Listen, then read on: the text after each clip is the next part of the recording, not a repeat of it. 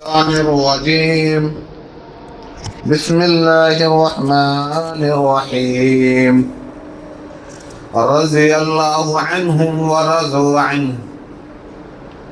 رب اشرح لي صدري ويسر لي أمري واحلل عقدة من لساني يفقهوا قولي رب زدني علما. آمین.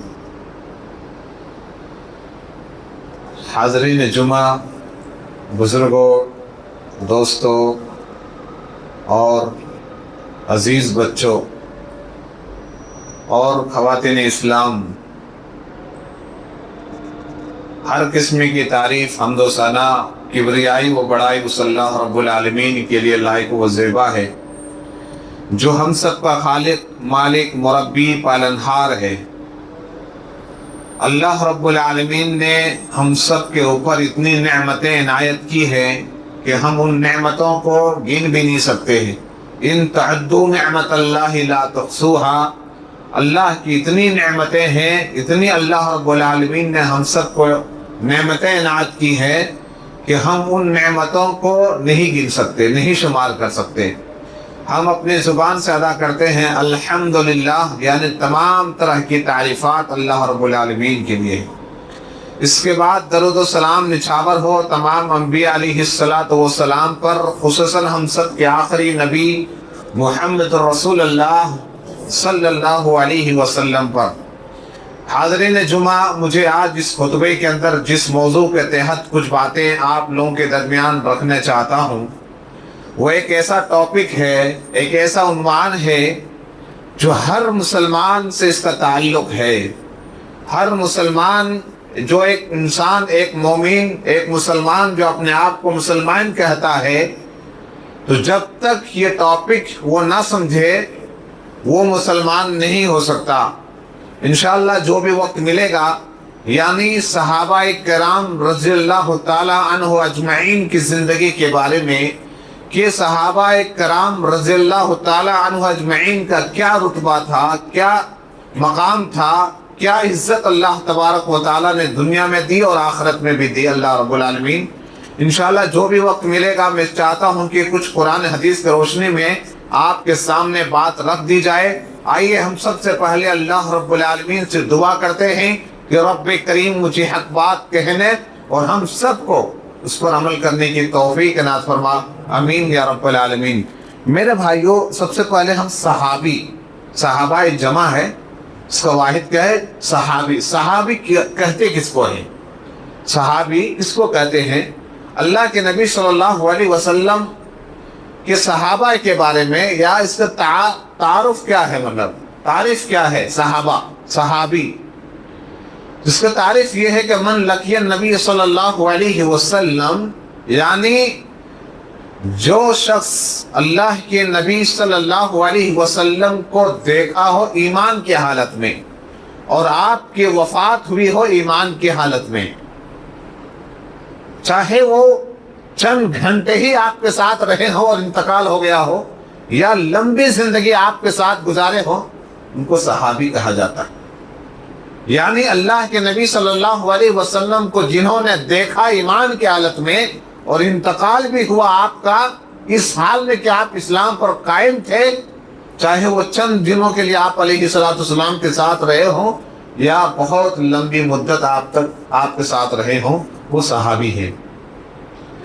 تو میرے بھائیوں، صحابہ میں سے بہت سارے صحابہ ایسے ہیں کہ جنہوں نے آپ علیہ السلام کی زندگی، جیسے حضرت ابوبکر صدیق رضی اللہ تعالیٰ عنہ، کہ اگر آپ زندگی کو پڑھیں تو حضرت ابوبکر صدیق رضی اللہ تعالیٰ عنہ اللہ کے نبی صلی اللہ علیہ وسلم کی دعوت دینے کے بعد یہ اولین شروع میں جنہوں نے سب سے پہلے اسلام قبول کیے تھے، ان میں سے حضرت ابوبکر صدیق رضی اللہ تعالیٰ عنہ بھی ہیں۔ اور اللہ کے نبی صلی اللہ علیہ وسلم کے انتقال کے بعد ان کا انتقال ہوا ہے، یعنی ایک لمبی مدت تک انہوں نے اپنی زندگی گزارے ہیں اللہ کے نبی صلی اللہ علیہ وسلم کے ساتھ۔ تو میرے بھائیوں، صحابہ کا کیا مقام ہے، صحابہ کا کیا مرتبہ ہے؟ بہت سارے لوگ اس کو ایک معمولی سمجھتے ہیں۔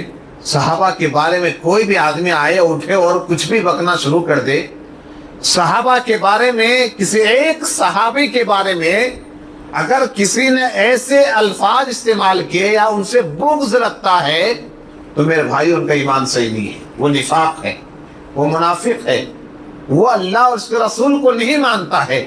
ایک مومن جب تک صحابہ سے محبت نہیں کر سکتا، یعنی ہر مومن صحابہ سے محبت ہوگی، اور جن کے محبت نہیں ہوگی وہ مومن نہیں ہو سکتا۔ تو صحابہ کو وہ مقام ہے۔ اس لیے اللہ تبارک و تعالیٰ نے قرآن میں فرمایا کہ تم اگر صحابہ کی طرح ایمان لے آؤ گے تو تم کامیاب ہو جاؤ گے۔ تو ہمارے لیے معیار جو ہے وہ صحابہ کرام ہے۔ اگر ہم چاہتے ہیں کہ کامیاب ہو جائیں تو صحابہ کرام علیہ السلام کی زندگی کو پڑھیں، آپ ان کا مطالعہ کریں۔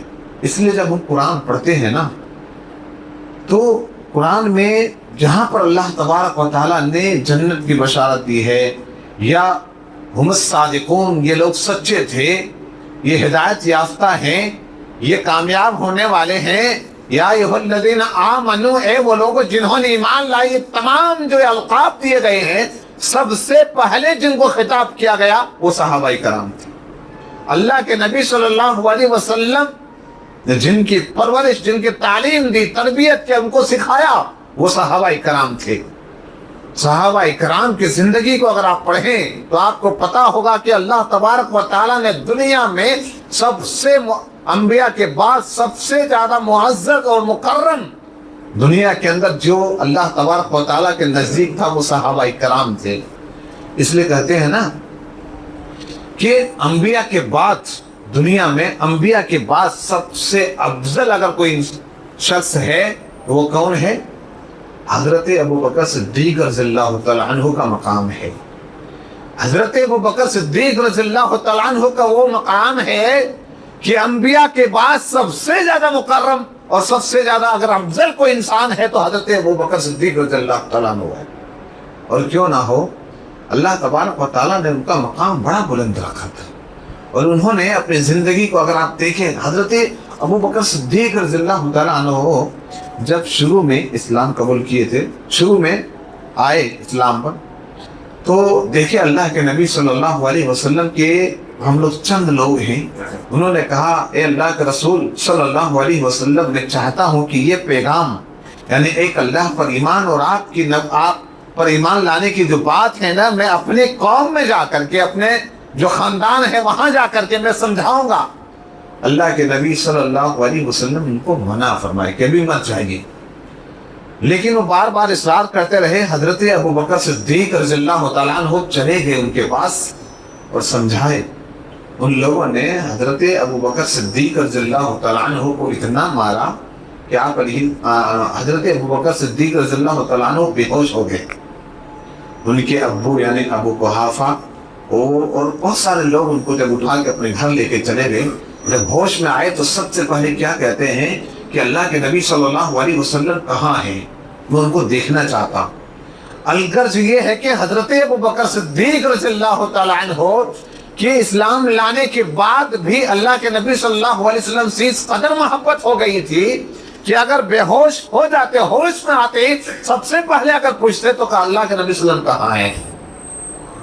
اور معلوم ہے حضرت ابوبکر صدیق رضی اللہ تعالیٰ عنہ کی زندگی کے بارے میں اگر آپ پڑھیں گے نا، ان کا مقام مرتبہ اگر بیان کیا جائے تو میرے خیال سے جمعہ کے خطبے کا جو ایک صحابی کے اوپر بھی نہیں ہو سکتا ہے، مکمل نہیں کر سکتے ہیں۔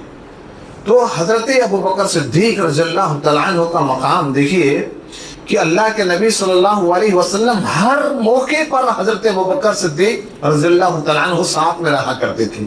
ایک مرتبہ دیکھیے بہت کٹھین مرحلہ ہوتا ہے، جب ہجرت کا مسئلہ ہوا تو اللہ کے نبی صلی اللہ علیہ وسلم حضرت ابوبکر صدیق رضی اللہ تعالیٰ عنہ کو لے کر کے مدینہ طرف ہجرت کرنے چلے گئے۔ راستے میں غار ثور جس کو ہم کہتے ہیں وہاں پر جا کے چھپ گئے، اور مشرکین مکہ نے یہ اعلان کیا تھا کہ جو اللہ کے نبی صلی اللہ علیہ وسلم کے سر قلم کر کے لائے گا اس کو 100 اونٹ ملے گا۔ سب نے کوششیں کی، اللہ کے نبی صلی اللہ علیہ وسلم غار ثور کے اندر تھے، وہیں پر حضرت ابوبکر صدیق رضی اللہ تعالیٰ عنہ اس سوراخ میں جہاں پر اللہ کے نبی صلی اللہ علیہ وسلم اور حضرت ابوبکر صدیق رضی اللہ تعالیٰ عنہ تھے، اللہ کے نبی صلی اللہ علیہ وسلم حضرت ابو بکر صدیق رضی اللہ تعالیٰ عنہ کے ران پر سر رکھ کر سو گئے، اور جہاں پر سوراخ تھا حضرت ابو بکر صدیق رضی اللہ تعالیٰ عنہ نے اپنا پیر وہاں پر رکھ دیے، اندر سے بچھو نے ڈس مار لیے۔ حضرت ابو بکر صدیق رضی اللہ تعالیٰ عنہ درد سے تڑپ اٹھے، اور اتنا درد کہ حضرت ابو بکر صدیق رضی اللہ تعالیٰ عنہ کی آنکھوں سے آنسو جاری ہو گئے، اور آنکھوں سے جب آنسو اللہ کے نبی صلی اللہ علیہ وسلم کے اوپر وہ ٹپکا تو اللہ کے نبی صلی اللہ علیہ وسلم بیدار ہو گئے اور کہا ابا بکر، اے ابو بکر کیا ہوا ہے؟ انہوں نے کہا اللہ کے رسول کوئی جانور کوئی موذی بچھو ہے، کوئی ہے جس نے ڈس مار لی ہے۔ اللہ کے نبی صلی اللہ علیہ وسلم نے وہاں پر اپنے لعاب کو لگائے۔ میرے بھائیوں اتنے زیادہ قریب میں ابو مشرکین بھی اتنے قریب میں آ گئے تھے، حضرت ابو بکر صدیق رضی اللہ تعالیٰ عنہ گھبرا گئے کہ اللہ کے رسول ان لوگ اتنے قریب آ گئے ہیں، اگر ہم لوگوں کو قریب سے دیکھنا چاہیں تو دیکھ سکتے ہیں۔ اللہ کے نبی صلی اللہ علیہ وسلم نے ایک جملہ عطا کیا تھا، اے ابو بکر ہم دونوں کا تیسرا جو اللہ ہے ہم کو کون کیا بگاڑ سکتا ہے؟ یعنی ہر موقع پر حضرت ابو بکر صدیق رضی اللہ تعالیٰ عنہ ساتھ رہتے رہے اسلام کو پھیلانے میں۔ حضرت ابو بکر صدیق رضی اللہ تعالیٰ عنہ کتنا بڑا مقام ہے، اس لیے کہتے ہیں انبیاء کے بعد اگر سب سے افضل اگر کوئی انسان ہے تو حضرت ابو بکر صدیق رضی اللہ تعالیٰ عنہ ہے۔ لیکن بہت افسوس کے ساتھ کہنا پڑتا ہے، ایک انسان اٹھتا ہے اور انگلی اٹھاتا ہے حضرت ابو بکر صدیق رضی اللہ تعالیٰ عنہ کے اوپر۔ میرے بھائیوں اگر وہ انگلی اٹھاتے ہیں تو ہم، جیسے کہ امام طحاوی نے اپنی کتاب، بہت مشہور کتاب ہے عقیدۃ الطحاویہ، جو لوگ پڑھے ہیں وہ جانتے ہیں، اس میں انہوں نے بہترین ایک بات کی ہے کہ ہم تمام صحابہ میں سے تمام صحابہ کو وہی مقام دیتے ہیں جو ان کا مقام ہے، اور کسی صحابی سے ہم برات کے اظہار نہیں کرتے، اور جو صحابہ سے بغض رکھتے ہیں ہم ان سے بغض رکھتے ہیں، اور جو صحابہ سے محبت کرتے ہیں ہم ان سے محبت کرتے ہیں۔ جب بھی صحابہ کے نام لیا جائے گا تو خیر کے ساتھ نام لیا جائے گا۔ صحابہ سے محبت یہ ایمان کی علامت ہے، صحابہ کی محبت یہ یقین کی علامت ہے، صحابہ سے محبت یہ کیا ہے؟ یہ ایمان ہے۔ میرے بھائیو جو لوگ صحابہ سے نفرت کرتے ہیں وہ نفاق ہے، وہ کفر ہے، وہ طغیان ہے، وہ سرکشی ہے میرے بھائیو۔ تو یہ امام طحاوی نے اپنی کتاب میں نقل کیا ہے۔ تو میرے بھائیو صحابہ کرام سے محبت کرنا یہ دین ہے۔ اللہ کے نبی صلی اللہ علیہ وسلم نے فرمایا، صحیح بخاری کی حدیث ہے، آیت الایمان، ایمان کی نشانی یہ ہے کہ حب الانصار، کہ کسے انصار سے محبت کی جائے، اور آیت النفاق اور منافق کی علامت یہ ہے بغض الانصار، کہ انصار سے نفرت کی جائے، انصار سے کیا کیا جائے؟ اس سے بغض رکھا جائے۔ تو میرے بھائی وہ نفاق ہے۔ جو صحابہ سے محبت کرتے ہیں ایمان کی علامت ہے، ایمان کی نشانی ہے۔ اگر صحابہ سے محبت ہے تو مومن ہے، اگر صحابہ سے نفاق ہے، اگر صحابہ سے بغض رکھتے ہیں تو منافق ہے، وہ ایمان والا نہیں ہو سکتا ہے۔ تو میرے بھائی یہ کھلم کھلا ہے، یہ اس میں کسی طرح کا کوئی سمجھوتا نہیں ہے میرے بھائیوں۔ تو آج دیکھیں نا صحابہ کرام رضی اللہ تعالیٰ عنہ اجمعین کی زندگی کو آپ پڑھیں، انہوں نے جو قربانیاں دی ہیں، انہوں نے دین اسلام کے لیے جو قربانیاں دی ہیں، آپ ان پر انگلی اٹھانا گویا کہ پورے اسلام پر انگلی اٹھانے کے مترادف ہے میرے بھائیوں۔ اس لیے صحابہ کرام کا وہ مقام ہے، اللہ تبارک و تعالیٰ نے رہتی دنیا میں ہی اللہ تبارک و تعالیٰ نے ان کو جنت کی بشارت دے دی ہے۔ اللہ تبارک و تعالیٰ نے کہا رضی اللہ عنہم ورضوا عنہ۔ قرآن نے کئی مقامات پر یہ اللہ تبارک و تعالیٰ نے خوشخبری دی، ایک پر نہیں، کئی جگہوں پر اللہ تبارک و تعالیٰ نے یہ خوشخبری دی ہے کہ صحابہ کرام سے اللہ تبارک و تعالیٰ راضی ہو گئے، اور صحابہ کرام تمام صحابہ کرام اللہ تبارک و تعالیٰ سے راضی ہو گئے، اور اللہ بھی تمام صحابہ سے راضی ہو گئے۔ میرے بھائی یہ دیکھیے نا کتنی بڑی سرٹیفکیٹ ہے، اتنی بڑی سرٹیفکیٹ ہے۔ دنیا میں جنتی، جن کو جنتی، جیسے کئی صحابہ کرام ایسے ہیں اللہ کے نبی صلی اللہ علیہ وسلم، جس کو ہم لوگ عشر مبشرہ بھی کہتے ہیں نا، کہ 10 صحابہ ایسے تھے جن کو دنیا ہی میں جنت کی بشارت دے دی ہو۔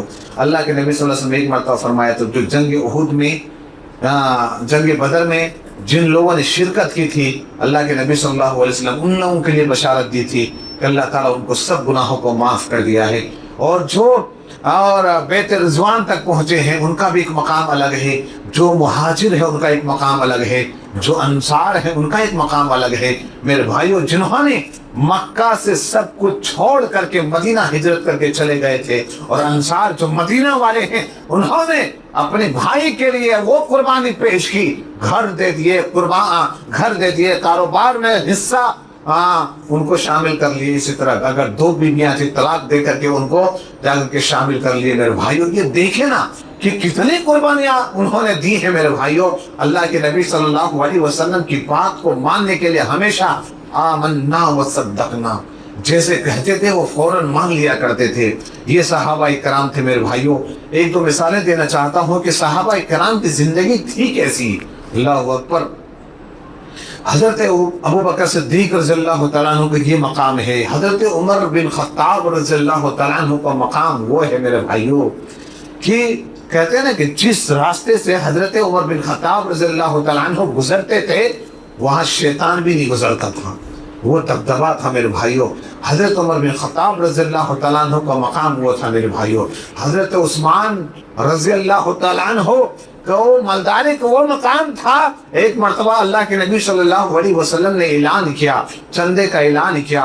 حضرت عثمان رضی اللہ تعالیٰ عنہ نے اللہ کے راہ میں اتنی قربانیاں پیش کرتی، اتنی قربانیاں پیش کرتی۔ اللہ کے نبی صلی اللہ علیہ وسلم نے ایسے موقع پر فرمایا تھا، اے عثمان، اگر آج کے بعد تم ایک بھی عمل نہیں کرو گے پھر بھی تم جنتی ہو۔ اللہ اکبر۔ یہ جنتی کی بشارت اللہ تبارک و تعالیٰ نے اللہ کے نبی صلی اللہ علیہ وسلم کے ذریعے دلائے کہ یہ جنتی ہے، وہ جنتی ہے۔ یہ جنتی ہونے کے بعد آج ہم دھڑلے کے ساتھ ان کے بارے میں بولتے ہیں کہ انہوں نے ایسا کیا ہے۔ میرے بھائیوں، جن کے جنتی ہونے کے سرٹیفکیٹ اللہ نے دے دی ہو، ہم کون ہوتے ہیں ان کے بارے میں کچھ بھی بات کرنا؟ میرے بھائیوں، گویا کہ ہم اپنے آپ اپنے اعمال کو برباد کریں گے، اس کے علاوہ کچھ بھی نہیں ہے۔ اس لیے ان کا مقام و مرتبہ بڑا بلند ہے۔ میرے بھائیوں، حضرت دیکھیے نا، حضرت بلال رضی اللہ تعالیٰ عنہ کا مقام وہ ہے، حالانکہ وہ دیکھنے میں کیسے تھے، ہم لوگ واقعات پڑھتے ہیں، ان کی سیرت پڑھنا چاہیے، صحابہ کے بارے میں کتابیں پڑھنی چاہیے، ان کے بارے میں سننا چاہیے۔ میرے بھائیوں، آپ جب سنیں گے نا تو اندازہ ہوگا کہ انہوں نے کیسے کیسے قربانیاں پیش کی۔ حضرت بلال رضی اللہ تعالیٰ عنہ جب اللہ کے نبی صلی اللہ علیہ وسلم معراج کرایا گیا، یعنی مکہ سے کہاں پہنچا، مدینہ سے کہاں پہنچے، بیت المقدس، پھر وہاں سے اللہ تبارک و تعالیٰ نے آسمان میں بلایا، جس کو معراج کہتے ہیں ہم لوگ۔ اللہ کے نبی صلی اللہ علیہ وسلم نے وہاں پر جنت میں جوتیوں کی آواز آئی تھی، اور کس کی آواز تھی پتہ ہے؟ ہم لوگ سنتے ہیں نا، بارہا جانتے بھی الحمدللہ وہ حدیث، کہ وہ حضرت بلال رضی اللہ تعالیٰ عنہ کی چلنے کی وہ جوتیوں کی آواز تھی۔ جب اللہ کے نبی صلی اللہ علیہ وسلم وہاں سے ریٹرن آئے، واپس آئے، تو حضرت بلال رضی اللہ تعالیٰ عنہ سے کہتے ہیں، اے بلال، تم کون سے ایسا عمل کرتے ہو کہ جنت میں میں نے دیکھا کہ آپ کو وہاں چلنے کی آواز آ رہی تھی جوتیوں کی، کون سے ایسا عمل کرتے ہو؟ تو حضرت بلال رضی اللہ تعالیٰ عنہ نے کہا، اللہ کے رسول صلی اللہ علیہ وسلم، مجھے تو نہیں پتا کون سے ایسا عمل ہے، لیکن ہاں میں ایک عمل پابندی کے ساتھ کرتا ہوں، اور وہ کیا ہے؟ میں ہمیشہ باوضو رہتا ہوں، وضو کر کے رہتا ہوں۔ اگر میرا وضو ٹوٹ جاتا ہے تو میں وضو کرتا ہوں، اور جب بھی میں وضو کرتا ہوں تو 2 رکعت تحیۃ الوضو پڑھتا ہوں۔ جیسے ہم لوگ مسجد میں آتے ہیں نا تو 2 رکعت تحیۃ المسجد پڑھتے ہیں، اسی طرح وہ ہمیشہ 2 رکعت تحیۃ الوضو پڑھا کرتے تھے۔ اللہ کے نبی صلی اللہ علیہ وسلم نے فرمایا کہ اے بلال، ہو سکتا ہے یہی وہ عمل ہے جس کی وجہ سے اللہ تبارک و تعالیٰ نے آپ کو وہ مقام دیا ہے، یعنی جنت میں